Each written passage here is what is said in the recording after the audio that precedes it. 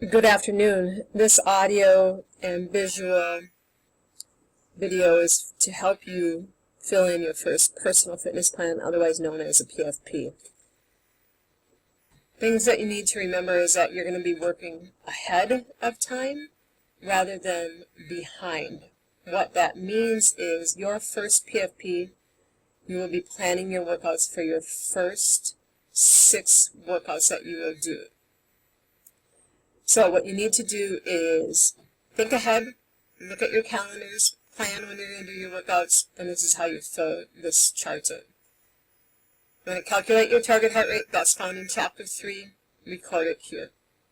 This is your range that you will need to keep your heart rate in while doing a cardio workouts, either anaerobic or aerobic.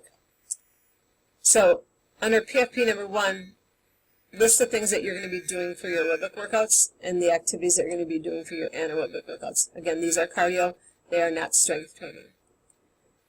When you slide down, you want your short-term goals for that 2-week cycle to be baby steps towards your long-term goals. So what will you be doing fitness-wise that will be leading towards your fitness long-term goal?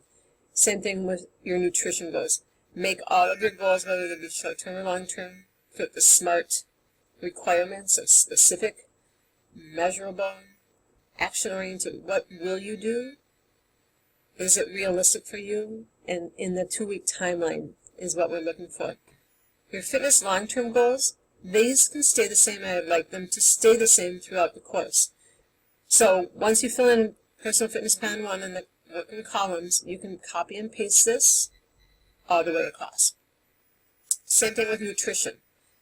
Now, again, remember when you're writing goals, you don't want to use words that are vague, such as more, healthy, eat the right amount of. Unless you know exactly what they are not measurable. And if you do know the amount of for instance, the correct amount of servings for a 15-year-old, then write that number in. As soon as you have some numbers written in there, that makes it measurable for you. And again, make it action-oriented. What will you do? What types of activities will you do to help meet those goals? So as you scroll down, you're going to have your fitness long-term that will go all the way across, your nutrition long-term all the way across. The first column is my example for you, and so use that as a guide. Then when we get into the strength training exercises, I want you to list the exercises and the reps and sets that you will complete for each muscle group. So for example, glutes, I'm going to do lunges with a dumbbell, 2 sets, 12 repetitions. Whatever it is that you write in these boxes are the things that I should see on your fitness logs. What will you do for your quadriceps? What will you do for your hamstrings? In each one of the muscle groups. Make sure that you are writing specifically the exercises that you will do.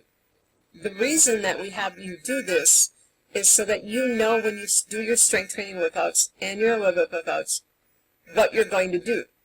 You're taking this class for a reason, because you say that you don't have enough time during the day at school. Since you're going to do it on your own, you don't want to waste your time trying to figure out what should I do. I don't really know anything about this. I've never been to a gym before. I don't know what exercises to do. But once you have this written down, once it's done in paper and pencil, now you have an idea of what you're going to do.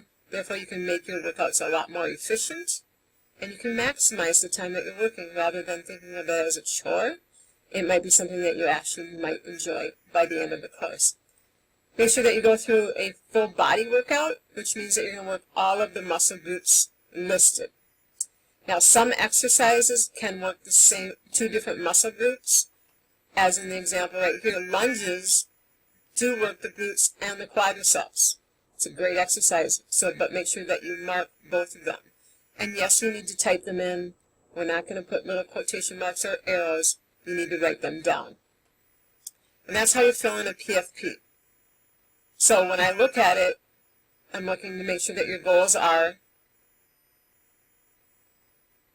action-oriented, they fit the SMART standards, that the short-term goals are changing every 2-week period, and your fitness long-term and nutritional long-term goals stay the same. So that's how you fill out a PFP. If you have any questions, make sure you ask. See you the first week of seminars, which start the week of September 12th. Don't forget, your assignments are due the 11th by 11:55 at night. Thanks, and I'll look forward to working with you this semester.